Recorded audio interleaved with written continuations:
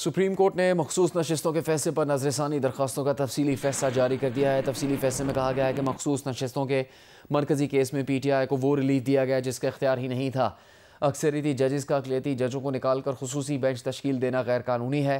آئین میں دی ہوئی ٹائم لائن تو پارلیمنٹ آئینی ترمیم کے ذریعے ہی تبدیل کر سکتی ہے۔ بات کریں گے اس بارے میں جیو نیوز کے نمائندے عبدالقیوم صدیقی سے۔ عبدالقیوم، کیا مزید تفصیل سامنے آئی ہے فیصلے میں؟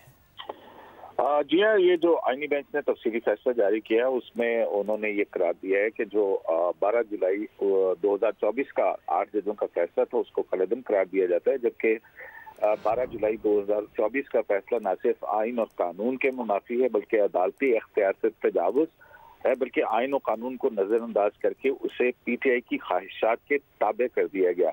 فیصلے میں یہ بھی کہا گیا ہے کہ سپریم کورٹ کو آئین کی تشریح کے نام پر آئین کو ری رائٹ کرنے کا اختیار نہیں ہے۔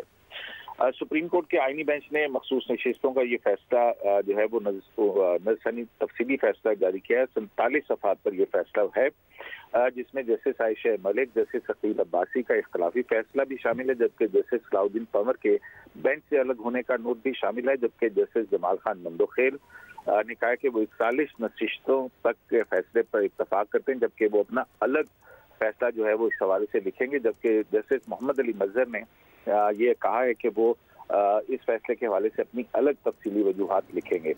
آئینی بینچ نے اپنے تفصیلی فیصلے میں کہا کہ مخصوص نشستوں کے 12 جولائی 2024 کے ایک فیصلے فیصلہ میں نئی ٹائم لائنز مقرر کی گئیں۔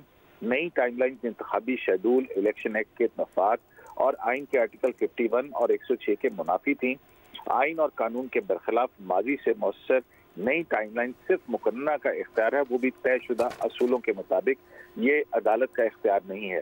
تفصیلی فیصلے میں مزید کہا گیا کہ نئی ٹائم لائن مقرر کر کے اور جو ہدایات جاری کی گئی، عدالت نے اس طرح اپنے عدالتی اختیار کی حد سے تجاوز کیا۔